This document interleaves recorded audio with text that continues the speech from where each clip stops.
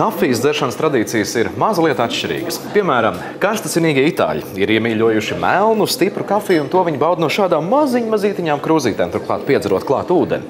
Bet mūsu ziemeļu kaimiņi somi, tie gan kafiju bauda, starp citu, no lielajām krūzēm. Somi ir lielākie kafijas dzērāji pasaulē, bet viņi to ir iecienījuši mazliet vājāk. Piemēram, mūsu dienvidu Eiropas Savienības valsts turki kafiju gatavo vārot to smiltīs, bet mēs latvieši, esam iemīļojuši kārtīgu, melnu, stipru Latvijas kafiju no normālas vidēja izmēra krūzītes. Turklāt, piekošot klāt arī kādu pašu mājās ražotu gardumu. Vēlaties iekost? Izrādās, Latvijas iedzīvotāji var baudīt patiešām svaigi grauzdētu kafiju, jo tā tiek ražota ne tikai tālās zemēs, bet arī tepat, Latvijā. Protams, kafijas pupiņas mūsu klimatiskajos apstākļos nav iegūstamas, tādēļ tās tiek importētas. Bet viss pārējais, kas saistīts ar to apstrādi, gan notiek šeit pat uz vietas. Mēs šajā gadījumā ražojam Latvijā, ātri nonākam pie mūsu klientiem. Un tas ir garantija tam, ka kafija vienmēr būs svaiga un tātad aromātiski garšīga un augstākās kvalitātes produkts. Visas kafijas šķirnes iedalās divās grupās – arabikā un robustā. Arabika ir dārgāka, pupiņas tiek iegūtas tieši no koka, un tai piemīt skābena piegarša.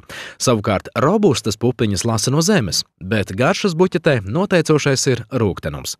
Interesanti, kādu kafiju visvairāk iecienījuši Latvijas iedzīvotāji?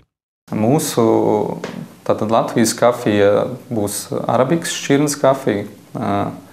Tā nebūs pārāk rūgta, viņai būs tāda vairāk buķetus, tāda mazliet skābenumu. Mūsu produkcija arī ir pieskaņot Latvijas gaumē.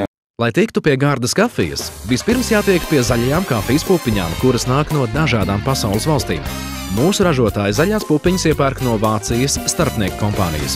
Iepirkt pupiņas patiešām no plantācijām būtu visai bīstami, jo reizēm tām var būt ļoti slikta kvalitāte. Pupiņas izrādās tukšas vai pat insektu apsēstas. Kad zaļās pupiņas ir atnākušas uz Latviju, tām laboratorijā tiek pārbaudīts izskats, smarža un garša. Pēc tam seko pirmais pārstrādes posms – attīrīšana speciālā iekārtā, separatorā.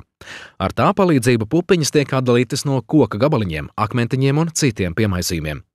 Pēc attīrīšanas pupiņas nonāk tādā kā bunkurā, kur dēvē par silo. Silo ir 6 atdalītas tvertnes, kas katra paredzēta savai kafijas šķirnei. Pēc tam pupiņas mēro ceļu uz grauzdēšanas iekārtu, kur tiek apstrādātas 12 līdz 15 minūtes, kamēr iegūst attiecīgie šķirnei raksturīgo krāsu un grauzdēšanas pakāpi. Tad masa nonāk dzesēšanas vannā, bet pēc tam grauzdētu kafijas pupiņu silo. Lai iegūtu konkrētu šķirni, tiek veikts pupiņu maisīšanas process, kas norit apmēram 20 minūtes. Pupiņas tiek precīzi sajauktas tādās attiecībās, kādas ir noteikusi uzņēmuma laboratorija. Pēc maisīšanas pupiņas ir gatavas fasēšanai. Ja tās paredzēts tirgot kā pupiņu kafiju, vai arī nosūtītas tālāk uz malšanu.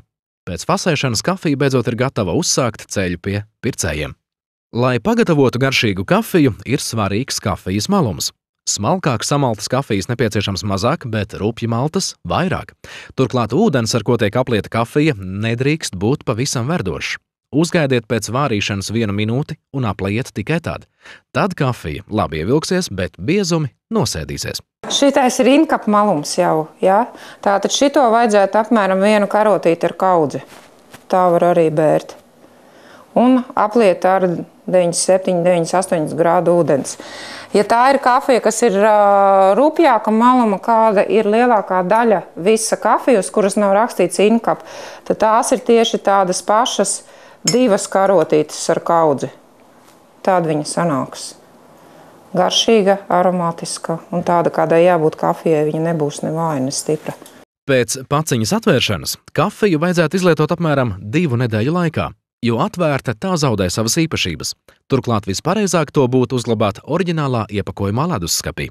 Vai jūs ziniet, ka vēl kafija ir arī tāda īpašība, ka viņa no leduskapja savāc visas sliktās smaržas? Var kafiju vienkārši uzbērt uz šķīvīšu un ielikt leduskapī, un viņa savāks visas sliktās smaržas. Šo kafijas ražotāju veiksmes pamatā ir ilggadējs patērētāju loks, kas pazīst tā produkcijas kvalitāti, produkcijas eksports un, protams, tā darbinieki. Šobrīd uzņēmumā Melnā kafija tiek nodrošināts darbs 52 cilvēkiem. Tie darbinieki, tas arī ir tā mūsu vērtība. Un, protams, arī jāņem vērā arī tas, ka arī ražošanas iekārtas mums ir lielākās un jaudīgākās, modernākās Baltijā.